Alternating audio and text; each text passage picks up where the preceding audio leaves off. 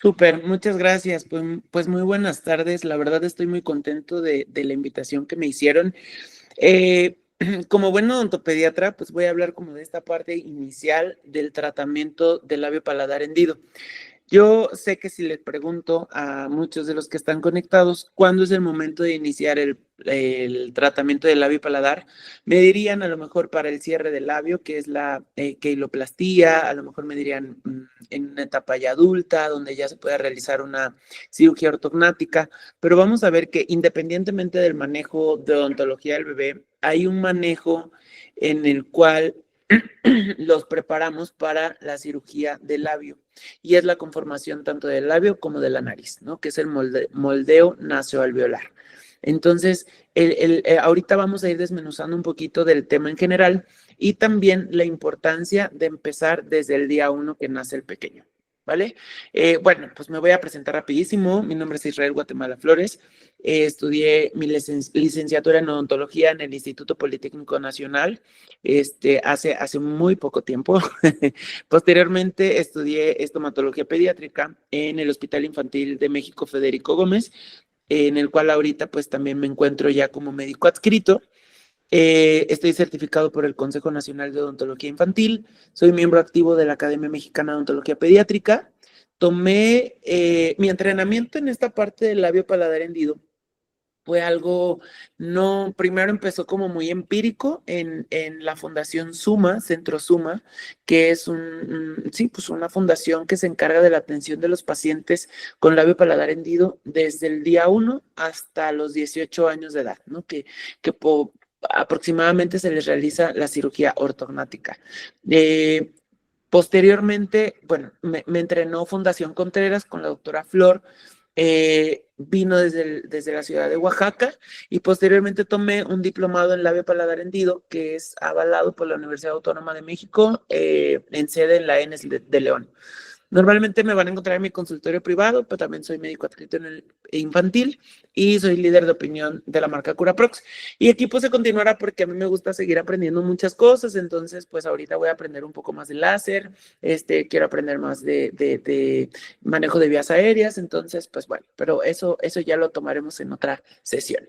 Y bueno, siempre me gusta iniciar con esta fotografía porque es pues todo el camino que he llevado en Centro Suma, en donde gracias a todos estos pequeños y el gran equipo que se ha formado y que he cambiado de integrantes, pues me permitieron a mí entrenarme en este mundo tan complejo del labio paladar, ¿va? Y bueno, pues tenemos que varias instituciones como son la Academia Americana de Odontología Pediátrica apoyan totalmente a la Asociación de Anomalías Craneofaciales, en donde pues mencionan que todo niño, ya sea con una anomalía craneofacial o sano, merecen recibir una atención dental digna, ¿no? Y con profesionales capacitados en la atención de cada situación. Como definición, el labio paladar hendido es una malformación craneofacial congénita debida a la falta de coalescencia o de unión entre algunos de los procesos faciales embrionarios en formación, como son el labio superior, la premaxila, el paladar duro y el piso de las fosas nasales, que son los protagonistas en la primera etapa del tratamiento del labio paladar. Va a requerir este tratamiento de una cuidadosa consideración en cuanto a conocer la embriología y sobre todo las partes anatómicas que van a componer al paciente fisurado. La anatomía clínica, obviamente, que vamos a estar observando para saber en qué momento vamos a aproximar tejidos, aproximar hueso o los procesos palatinos como tal, conformar la nariz, etcétera.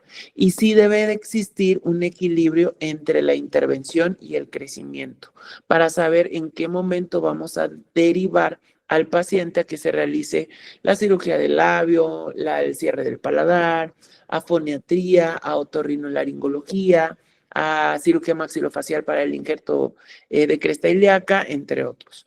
Entonces, con esto también quiero decirles que el tratamiento al paciente no es como una moda, no es como que yo voy a aprender nada más para tener una palomita más ahí en el anuncio de mi consultorio, sino que es algo complejo y que realmente es, yo diría que hasta podría considerarse como hasta una subespecialidad de quien lo quiera practicar, porque también es algo complejo.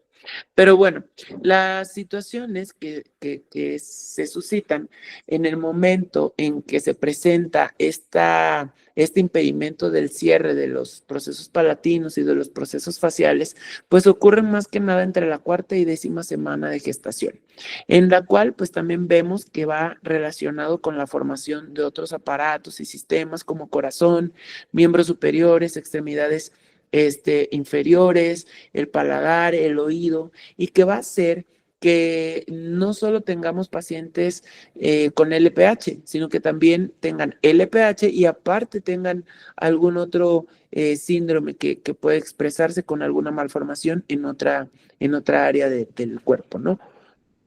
También tenemos que gracias al gen WNT9B podemos encontrar que, bueno, en este periodo donde ocurren algunos acontecimientos en los cuales afecta la coalescencia de los procesos, también va a afectar el desarrollo de los dientes. Y es por eso que en estos pacientes vamos a tener algunas anomalías dentales como hipodoncia, dientes supernumerarios, dientes cónicos, obviamente también la ausencia por lo regular de los dientes laterales donde está la fisura, ya sea unilateral o bilateral, y que van a estar pues obviamente también en pacientes con tanto fisuras aisladas como incluidas también deficiencias del tercio medio facial, de los arcos dentales colapsados, entre otros, ¿no? Entonces, decir que es una receta de cocina atender a estos pacientes creo que no es lo más adecuado porque cada tratamiento es individualizado de acuerdo a las demandas que presente el paciente.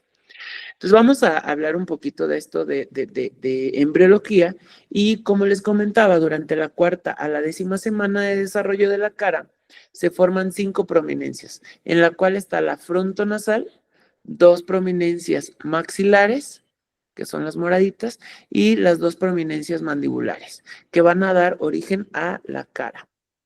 Durante la quinta semana de la prominencia frontonasal van a desarrollarse las placodas nasales, que es lo que está de color café. Y para la sexta semana de desarrollo, en estas placodas nasales se forman 2 depresiones, que son las que se esquematizan de color negro, llamados fosas nasales. Entonces vemos que desde la quinta semana, ya si hay una alteración, pues vamos a tener deficiencias ahí o fisuras en esta parte de la cara. El resto de la placoda nasal se va a subdividir en los procesos nasales laterales, que es este naranja un poquito más intenso, y en los procesos nasales mediales. Durante la séptima semana, los 2 procesos nasales mediales se fusionan para formar el segmento intermaxilar. Pero, ¿qué va a pasar si no se fusionan? Pues vamos a tener una fisura labial medial. Esta realmente, en mi experiencia, no la he observado ni siquiera en un paciente. Entonces, es un poco raro que lo lleguemos a encontrar. Pero si vamos para la octava semana y en el segmento intermaxilar y las prominencias maxilares se fusionan, forman el labio superior. Pero ¿qué pasa si no llegan a realizar esta fusión? Pues ocurre una fisura labial que puede presentarse unilateral, como se ve en el esquema, o bilateral. Para la semana 10, el paladar va a estar formado por un paladar primario y el paladar secundario. El paladar primario va a representar todo lo que esté por delante del foramen incisivo que se va a encontrar en esta zona. Entonces, todo lo que tenemos adelante es paladar primario. Y paladar secundario va a ser lo que encontremos posterior al foramen incisivo. Entonces, esta es una estructura fundamental anatómica para esquematizar o clasificar el tipo de lesiones que tenemos en pacientes con labio paladar, o fisuras, mejor dicho, en lugar de lesiones. Cuando las bóvedas palatinas se fusionan por completo, también se forma la úvula, pero si no se fusionan estas bóvedas palatinas, encontramos que tenemos un paladar hendido aislado y también podemos tener una úvula bífida. Entonces, hay veces que tenemos también una úvula bífida nada más, tenemos el paladar completo y eso podemos llamar también un paladar fisurado. La OMS en el 2016 nos dice que en México se estima que cada día nacen de 9 niños con fisura en el labio y paladar. Esto llega a una cantidad de 3,500 niños por año y pues se coloca como la malformación craneofacial más importante a nivel mundial, presentándose 1 de cada 1000 nacidos vivos en el mundo, ¿no? Y me van a decir, Doc, pero pues esa bibliografía desde el 2016, sí, pero es la que se ha realizado, es como la más reciente que existe. Entonces aquí hay una ventana de trabajo también para, pues, realizar como este conteo de prevalencia o incidencia, pues más reciente, ¿no? Entonces, la incidencia del labio hendido con o sin paladar, es decir, solo tengamos fisura en el labio, es alrededor de 5.8 por cada 10,000 nacimientos entre el 2009 y el 2010. Y los estados que están más afectados, pues son los que podemos observar en esta zona: Aguascalientes, Colima, Querétaro, Guerrero, que también es muy, muy afectado, Michoacán, Tabasco, entre otros. La prevalencia, pues sí tiene una predilección racial por los asiáticos. Se decía en un inicio, perdón, que era porque tenían estos desechos de industriales en estas grandes ciudades y pues las madres embarazadas estaban expuestas y presentaban estas fisuras. También se llegó a pensar que el causal era un medicamento que se llama talidomida, que se utilizaba como un antiemético para prevenir las náuseas en las mujeres embarazadas, pero fueron encontrando relación en que las pacientes que consumían esto indiscriminadamente, pues los bebés o los productos presentaban algún tipo de fisura. Los más afectados son los niños en una relación de 3 a 2. El labio paladar hendido es más frecuente en niños y la fisura palatina aislada es un poco más frecuente en niñas. Es 100% más frecuente el paciente unilateral que el bilateral, afortunadamente, porque es como el que lleva un tratamiento más sencillo, y el unilateral más frecuente del lado izquierdo es el que encontramos con mayor prevalencia. El origen puede ser poligenético, multifactorial, puede estar asociado a síndromes, aproximadamente 214, como son trisomía 21 o síndrome de Down, el síndrome de Turner, Meckel, Upper, Treacher-Collins, y por ejemplo también la secuencia de Pierre-Robin, que ocurre por como una colocación de la lengua posterior que se queda entre los dos procesos y no logra que se fusione los procesos palatinos como tal. El diagnóstico pues va a ayudar a los familiares a prepararse psicológicamente. Normalmente lo más perceptible es la fisura labial. Actualmente realizan ecografías prenatales de 3D, 4D, pero normalmente el diagnóstico se realiza entre la semana 13, que es el segundo trimestre. Entonces, al nacer, el paciente pues va a presentar muchas necesidades y obviamente también muchos problemas, como son el de alimentación temprana y nutricional, porque son pacientes que les cuesta mucho trabajo subir de peso porque no logran un buen agarre del seno materno, una buena deglución, y por esto mismo, por la comunicación que hay entre boca, nariz y oído. También tenemos enfermedades de oído medio, como son otitis medias, deficiencias auditivas también. Hay desviaciones en el habla y la resonancia, porque niños obviamente que pues no escuchan, obviamente va a ser más difícil que hablen, ¿no? Y sobre todo porque recordemos que para la fonación, pues sí necesitamos un paladar íntegro para que la lengua se proyecte al paladar y podamos realizar fonemas, ¿no? Entonces, en este caso hay una fisura que va a hacer que tengan una característica en el habla peculiar de los pacientes. Anomalías dentofaciales y problemas de ajuste psicosocial, ¿no? Que ahorita con los temas del bullying y todo esto en escuelas, pues en grupos de personas, pues sí está como un poco alarmante. Y más que también la salud mental, pues es importante en esta época, ¿no? Siempre, pero ahorita ha tomado más auge. Es un tratamiento continuo. Me gustaría decirles que a los 6 años se termina, a los 18 años se termina, pero no. Y en el cual están relacionadas muchas especialidades, empezando por genética, alimentación, nutrición, psicología, terapia del lenguaje, pediatría, otorrino, ortopedia, odontología, cirugía, entre otros, ¿no? Y cirugía maxilofacial y plástica. Entonces, ¿qué estamos haciendo nosotros como odontopediatras, no? Si los niños nos llegan en esta etapa, que no tienen dientes, al hacer la ortopedia prequirúrgica, tenemos un asesoramiento con las gestantes. ¿Por qué llegamos a estos resultados en etapas tempranas, en niños a veces hasta de 2, 3 añitos, en donde ya necesitan, por ejemplo, terapia pulpar en dientes permanentes jóvenes, ya necesitamos aquí tratamientos pulpares también en dientes temporales, que todavía ni tenemos completada la dentición temporal? Entonces ahí entra a mí pues esta interrogante de qué estamos haciendo mal para que los niños lleguen a estas etapas, ¿no? Entonces, en 43 años de odontología del bebé, pues han surgido muchas corrientes de prevención como tal, pero lo primero es educar previniendo y prevenir educando, y sobre todo empoderar a las familias, a los padres, para que tengan una buena higiene bucal. La atención integral y coordinada desde la etapa prenatal hasta la adolescencia es esencial para lograr un resultado ideal. Recordemos que entre más temprano se atienda al paciente, pues mejores resultados vamos a tener, y ahorita vamos a ver por qué.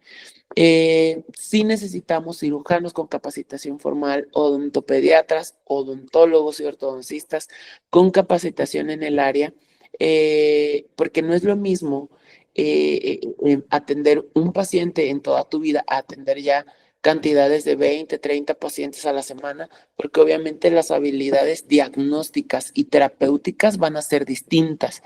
Y también es importante que todos tengan conocimiento, pues, de las diversas áreas para que podamos participar activamente tanto en la planificación y tratamiento que va a llevar nuestro paciente.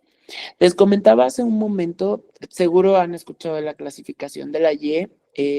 Yo me quise venir en esta un poquito más didáctica, en la cual pues son niños no asociados a síndromes, donde podemos encontrar fisura labial y alveolar, pero aislada. Podemos tener solo fisura palatina, podemos tener fisura labial, de alvéolo y paladar, pero incompleta, que no se une. Tenemos fisura del labio, de alvéolo y de paladar completa y unilateral, y en este caso, pues bilateral completo. La verdad, esta imagen está muy didáctica y creo que queda muy entendido todo. Para nosotros, empezar con el diagnóstico en un paciente en una etapa temprana, debemos de saber a qué problema nos estamos enfrentando, porque una cosa es la fisura palatina y otra cosa es la fisura alveolar. La fisura alveolar se podría llamar la separación que existe entre esta zona y esto, pero la fisura palatina es la que se encuentra entre las dos bóvedas o conchas palatinas. Ajá. Entonces, ¿cómo vamos a clasificar? Nosotros vamos a medir nuestro proceso palatino, ya sea izquierdo o derecho, y pues supongamos que mide 10 milímetros, ¿no? De esta flechita roja. Vamos a considerar grado 1 cuando la fisura palatina, que es de segmento a segmento, es menor a este proceso palatino. Supongamos este mide 10, pues va a ser un grado 1 si mide menos de 10. El grado 2 es cuando la fisura palatina es igual al proceso palatino. ¿Qué quiere decir? Que esta fisura mide 10 milímetros igual que el proceso palatino.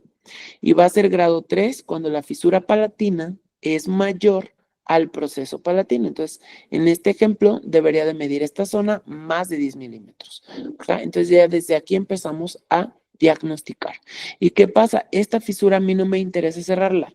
Si yo quiero afrontar estas dos conchas o bóvedas palatinas, lo que va a pasar es que voy a realizar un colapso. Entonces, esto por lo regular lo mantenemos.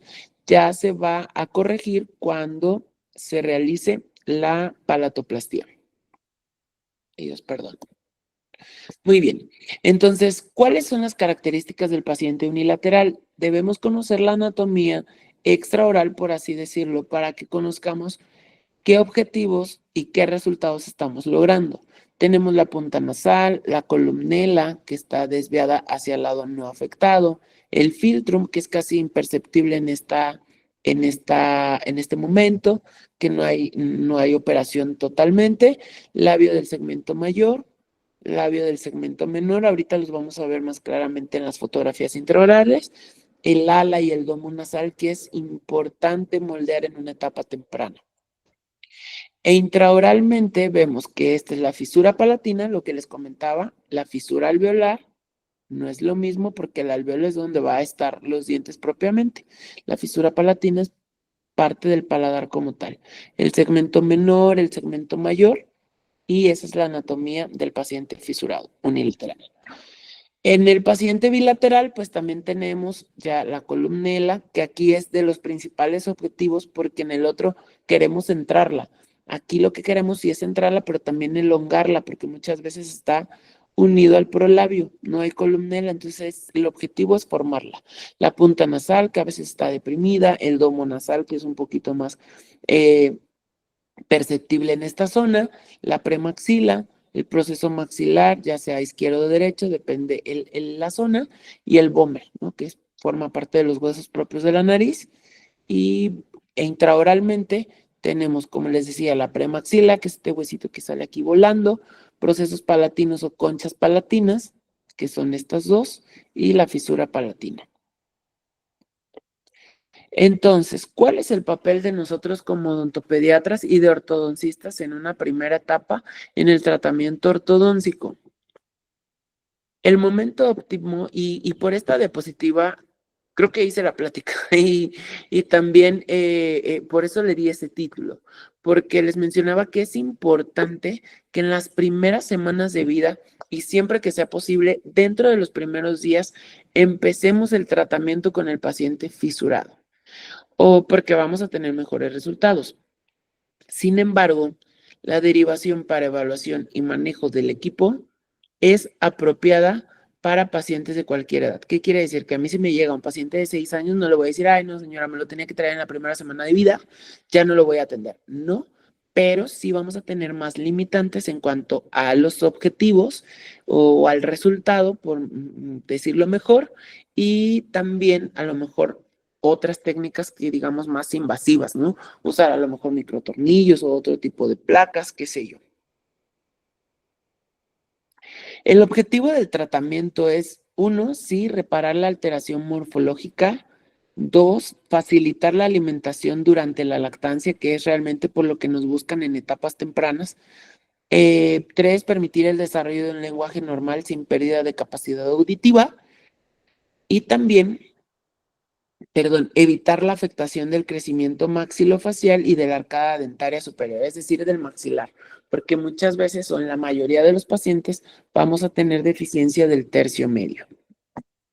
Entonces, en el tratamiento del paciente vamos a tener 4 periodos de desarrollo que van a estar condicionados por la edad y también por la cooperación tanto del paciente y el empoderamiento de los padres.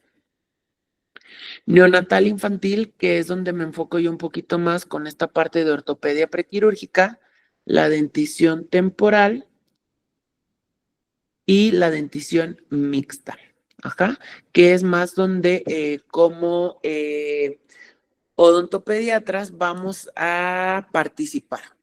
Y en la dentición permanente ya es completamente el trabajo del ortodoncista.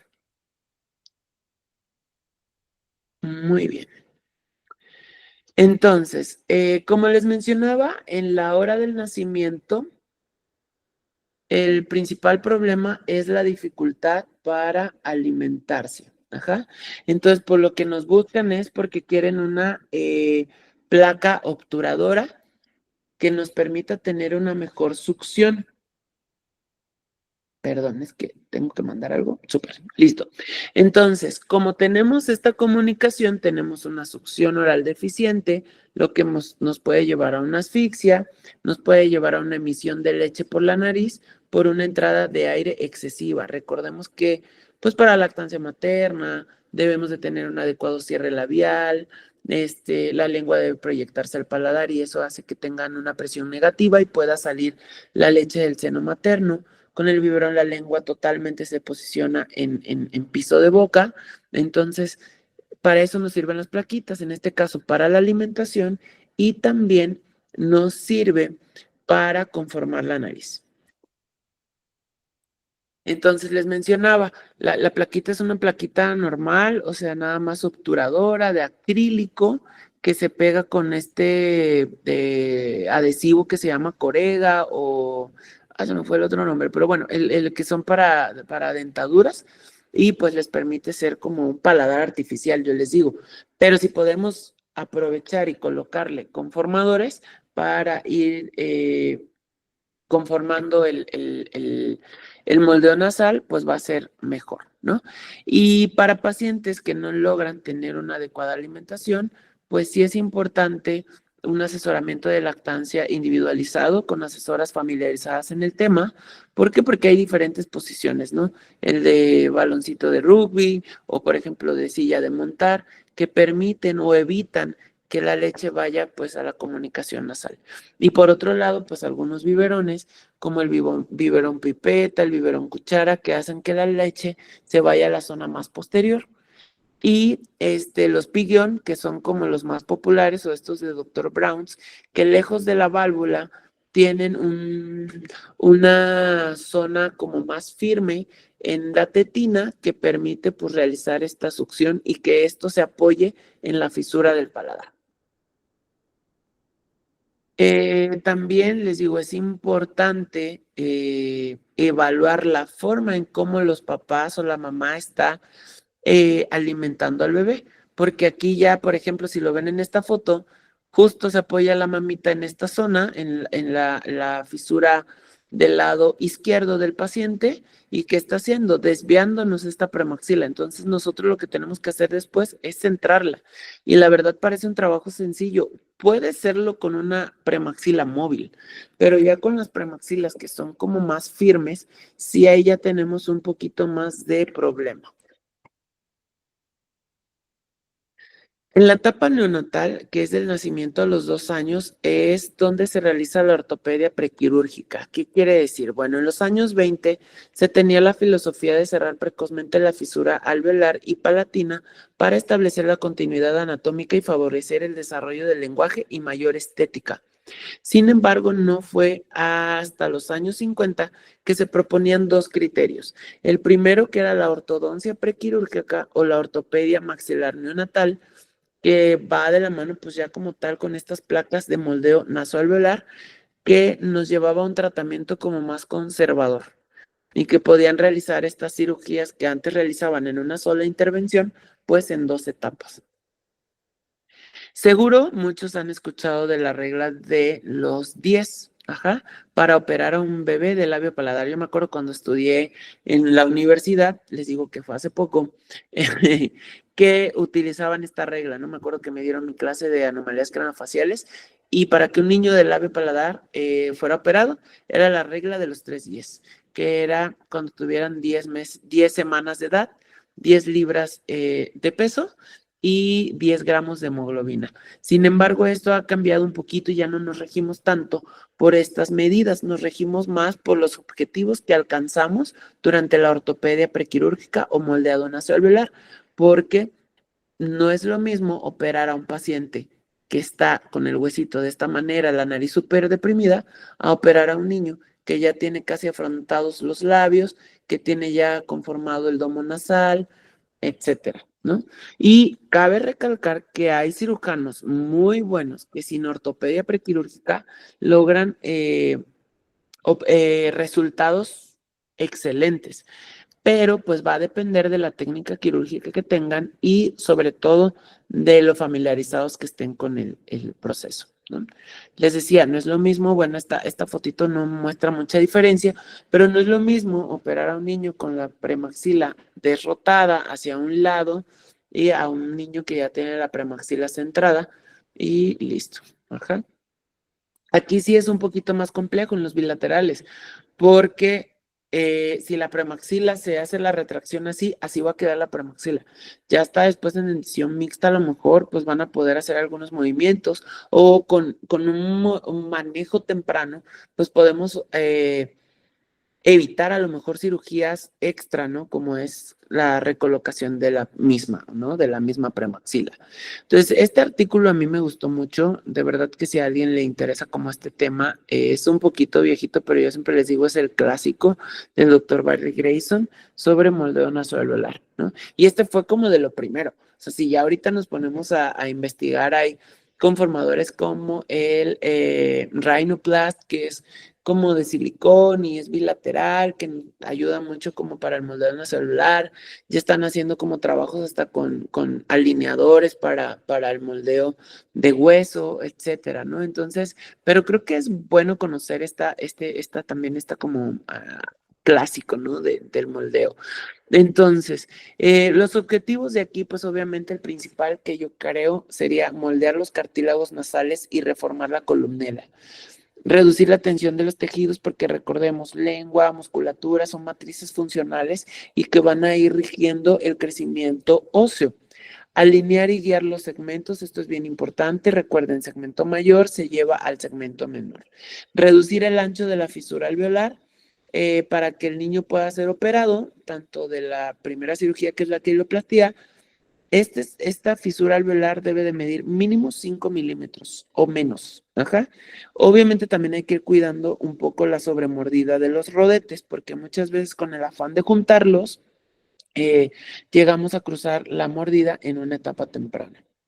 Y obviamente, pues mejorar la función lingual y facilitar la alimentación del neonato, siempre y cuando también estemos evaluando el frenillo lingual, porque muchas veces solo nos vamos a la parte de arriba, que es como lo más llamativo por la fisura, dejando de lado pues la posición de la lengua. Entonces, bueno, aquí es un poquito recordar que los objetivos de esta placa es reducir la gravedad de la deformidad inicial de la hendidura, los segmentos labiales que en reposo se observen casi en contacto. Aquí olvidé ponerle los ojitos aquí al bebé. Si toman alguna foto no tengo problema, nada más hay que cubrírselo, ¿sale?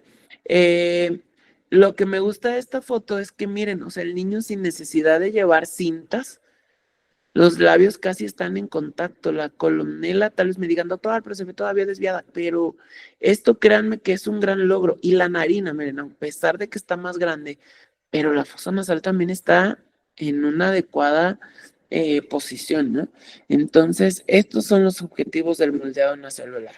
Pero, ¿qué pasa? Muchas veces vamos a tener dientes neonatales que pueden interferir en la colocación de las placas, pueden causar ulceraciones porque muchas veces aplastan la naricita y causan úlceras en distintas zonas, puede ser el labio, en esta fue el ala nasal. Entonces aquí hay que tomar la decisión si los extraemos o no. No hay un consenso para utilizar anestesia tópica en neonatos, ajá, porque realmente hay que anestesiar, quitarnos la idea de que los niños son amielínicos y que no sienten. Cuando a una bebé le hacen los orificios para los aretes, claro que siente dolor. ¿Que se le pasa? Pues sí, porque se consuela con la leche materna, pero de que hay dolor, hay dolor. Entonces, sí necesitamos anestesiar. Si vamos a hacer la extracción de un diente natal, o supernumerario, qué sé yo, o hasta mismo para hacer la frenotomía o frenilectomía. Entonces, no se recomienda usar benzocaína porque recuerden que es un éster y podemos tener más riesgo a una alergia y sobre todo, como por ejemplo también en el nedente, el canca, son benzocaína. Entonces, esto, si hay un uso indiscriminado, podemos ocasionar metahemoglobinemia, que a grandes rasgos es que los glóbulos rojos no llevan adecuadamente el oxígeno a todas las partes del cuerpo.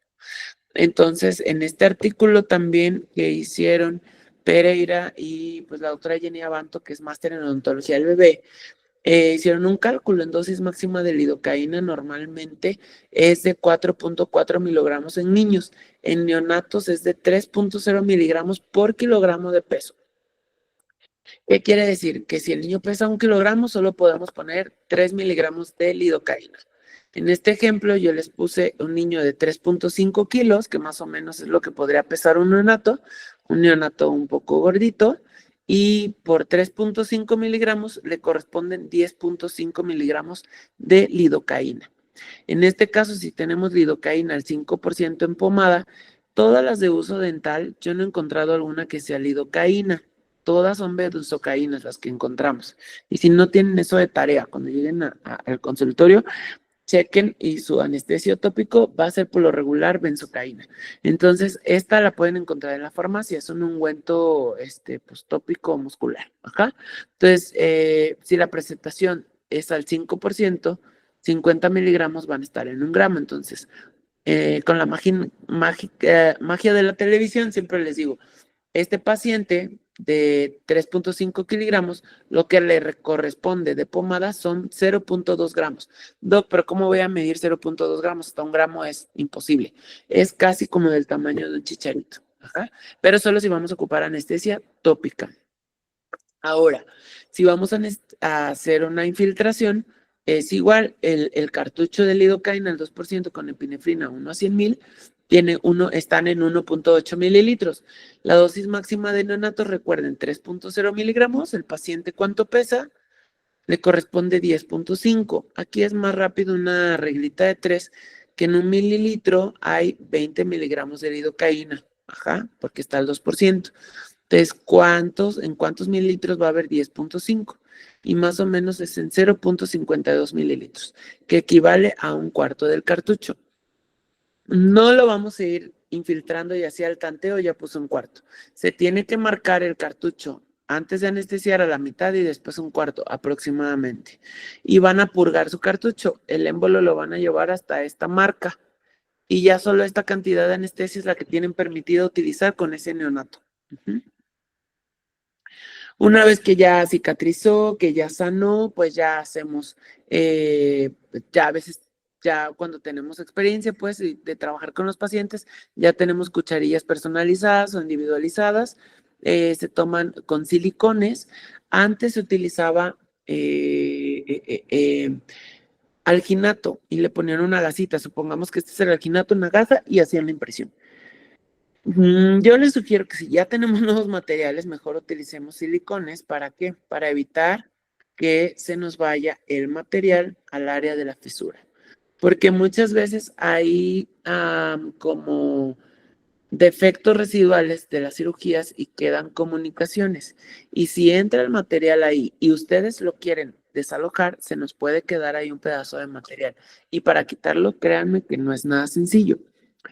Entonces se toman con silicones, con cucharillas personalizadas. Yo siempre procuro poner al niño con un ayuno de 2 horas para evitar que se vaya a vomitar. Lo pongo de ladito, hecho como taquito envuelto en un cobertorcito y se toma la impresión. Siempre yo vigilando cabecita, la postura, y mamá me ayuda a sostener al pequeño. Y así es como obtenemos la impresión. Se ven los procesos, la premaxila, etcétera. Después se corre en yeso Belmix y se realiza la placa. Ahorita vamos a ver para qué sirven estos dos botones, pero por lo regular es en acrílico transparente para que podamos ir observando los desgastes que se requieren. El botón va a ser el que nos va a dirigir para precisamente desrotar la premaxila, también para llevar el segmento mayor, que es el más grande, hacia el segmento menor. Ahorita les voy a ir enseñando cómo. Para determinar la ubicación de los botones en el paciente unilateral es en el borde labial de la placa del moldeo. Aquí se va a colocar en el borde del segmento mayor, con una angulación un poquito de 45 grados aproximadamente para que no interfiera con el cierre de los labios. Este debe de quedar por abajo del labio. Y en la placa bilateral se localizan a los extremos de la premaxila. Se fijan extraoralmente con unos adhesivos que de color como blanco, se llama Ipafix, que es como una gasa con adhesivo. Y estos parches a veces los ocupamos y a veces no. Se llama Duoderm. Y se supone que es para proteger la pielecita del pequeño por estar quitando y poniendo demasiados adhesivos. Sin embargo, a veces el mismo Duoderm llega a irritar pues la piel. Y bueno, se colocan unos elásticos precisamente para ir guiando hacia dónde quiero que vaya mi premaxila, sobre todo en los bilaterales. Entonces son de 0.25 pulgadas de diámetro y se deben de estirar aproximadamente 2 veces el diámetro de reposo. O sea, sí deben de ir estiradas y, por ejemplo, si yo ya tengo centrada la premaxila, las voy a estirar al mismo tamaño. Pero si yo quiero jalar más de un lado, voy a tener que activar o jalar la liga del lado donde quiero dirigir más el crecimiento. Entonces, esta cinta que va a ir extraoral que veían en la fotografía anterior, bueno, este es un paciente bilateral, va a ser distinta la colocación de las cintas, pero en un paciente unilateral debe de ir de la base de la nariz y aquí justo, nada de que el cachete, porque lo que queremos es que vaya el labio, no todo el cachete. Entonces, se coloca la cinta del lado no hendido, que sería este, luego se debe de tirar hacia el lado hendido y vamos a ver automáticamente que el filtrum, la columnela, queda en la línea media y se proyecta un poquito hacia arriba. Ajá. Entonces, el objetivo de una placa unilateral es, como lo vemos aquí en los pacientes, llevar el segmento mayor al menor. Acuérdense, esta fisura alveolar debe de medir mínimo 5 milímetros para ya poder hacer el cierre del labio. Y aquí vemos que se logró pues, satisfactoriamente este resultado. Doctor, que esto se ve un poquito más prominente. Bueno, pues después cuando sea la cirugía, por la acción de la musculatura, se va a ir integrando. Ahora, el objetivo de la placa bilateral es primero, perdón, me voy a tomar un poquito de agua. ¿Tenemos alguna duda, pregunta? Bueno, me van avisando, perdón. Entonces, el primer objetivo de la placa bilateral es derrotar la premaxila. Si está como un poquito girada, yo la tengo que derrotar y centrar. Ajá. Una vez que ya está derrotada, centrada, ya empezamos a retraer. Este es otro paciente, obviamente, pero bueno, es como más para ejemplificar los objetivos, ¿va? Eso es lo que les decía. Cuando el alveolo hendido se reduce a 5 milímetros o menos, se agrega ya también el estén nasal, que es bien importante. Primero vamos de adentro hacia afuera. Primero conformamos paladar y después vamos conformando la nariz. ¿Cómo se va a hacer? Con un dispositivo que se llama estén nasal, que tiene como una forma de cisne. Hay varias técnicas ya ahora, hasta hacen estos conformadores con forma de esferita para darle una mejor forma al domo nasal. Entonces se hace con alambre, yo lo hago con el 36 y pues se hace de esta forma como de cisne y se le coloca acrílico. Sobre este acrílico se pone acondicionador de tejidos para que no nos vaya a aparecer o crear una úlcera. Y pues miren cómo se coloca en esta zona para proyectar la nariz hacia arriba. Y en pacientes bilaterales pues se colocan dos. A lo mejor esto es un poquito confuso, ajá, porque sí necesitaríamos estarlo haciendo en una práctica para que ustedes vayan viendo el movimiento, o sea, dónde vamos a activar. Si yo quiero que este conformador se introduzca más en la nariz, yo tengo que pinzar un poquito en esta zona. Si yo quiero que levante la nariz, tengo que pinzar en esta zona. Ya, entonces por ejemplo, aquí si quiero llevar el labio mayor hacia el menor, tengo que jalar más esta liga. Entonces, todo va teniendo como un poco de sentido ya cuando lo vamos aplicando. Estos son, por ejemplo, unos casos clínicos en donde pues efectivamente se observa al paciente sin tratamiento de ortopedia prequirúrgica. Aquí al finalizarla, miren cómo se ve la columnela, el domo nasal, los labios en reposo en contacto y la operación como se observa satisfactoriamente. En este paciente, por ejemplo, es el mismo, igual, ya en otra toma de fotografías de submento vértex, vean, o sea, aquí el domo nasal no se veía, ajá, o sea, estaba súper deprimido, y aquí ya se ve más formita de nariz, el contacto de labios, aquí la operación, la verdad, del niño ni parece que haya tenido fisura alveolo-palatina, y esto es lo que les mencionaba, que una vez ya con la cirugía, la acción de la musculatura hace que se unan estos segmentos. Por ejemplo, es un pacientito bilateral. Quiero que observen cómo está la premaxila súper protruida. Ajá. Con la acción de la ortopedia prequirúrgica, me encantaría decirles que se retrae, pero no, lo que hace a veces es que se retroinclina. Entonces, pero miren en esta fotografía lateral, o sea, ya no se ve la premaxila por fuera. Aparte de que aquí estaba llorando, pero ya no se ve por fuera Y en la cirugía, obviamente, el labio pues, lo podemos ver un poquito corto, pero pues la verdad los resultados son satisfactorios. Esta es la fotografía intraoral y extraorales. Vean cómo estaba. Aquí es donde debemos de enfatizar mucho la higiene con los papás. Ajá. Se derrota, se centra, se retrae. Miren, después de la cirugía, aquí si me pusiera exigente, nada más nos faltó un poquito de proyectar la naricita hacia arriba, pero la verdad, bueno, miren de esto, llegar a esto creo que es muy, muy, muy satisfactorio.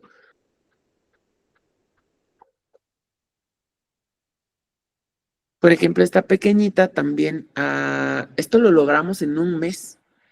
Se aplicaron las fuerzas, miren cómo se llevó del labio del segmento mayor al segmento menor. Se logró estarlos uniendo, pero aquí lo único que me falló, y me gusta poner esta foto para que todos aprendamos, es que este se movió. No tuvimos un buen control del segmento menor. Entonces, como que se colapsó un poquito. ¿Cómo lo vamos a tratar más adelante? Pues con una plaquita, a lo mejor con un tornillo o una plaquita de expansión. Quiero que observen aquí también estos resultados, que fue justo de esta niña. Ujú. Miren cómo se ve aquí el huesito, aquí ya no se ve casi este espacio entre ambos segmentos. La naricita también, aquí está deprimida, aquí se dio un poquito más de forma. Y bueno, los perfiles también mejoran mucho. Miren. Y bueno, en conclusión les quiero dejar como este pequeño resumen. Ahorita pues solo les di la primera parte, que es como la de ortopedia prequirúrgica, que es previo a antes de las 10 semanas para reparar el labio. Recuerden, no es una regla específica a las 10 semanas, sin embargo lo seguimos pues colocando así. Ajá. Entonces, después de 10 semanas de vida, reparación del labio. La reparación de paladar es entre los 9 y 18 meses, que es cuando ya tenemos ya la articulación de algunos fonemas. La faringoplastía de los 3 a 5 años después de que se desarrolla el lenguaje y si lo necesita, ajá, que es más con estos bulbos faríngeos también que se realizan o la cirugía propiamente. El injerto, aquí si ven, miren, se ve un poquito el huesito, si lo alcanzan a ver, este es un injerto que la verdad tuvo muy buen resultado. ¿Por qué se coloca este injerto antes de la erupción del canino? Porque si no hay hueso, el canino erupciona la fisura y se pierde.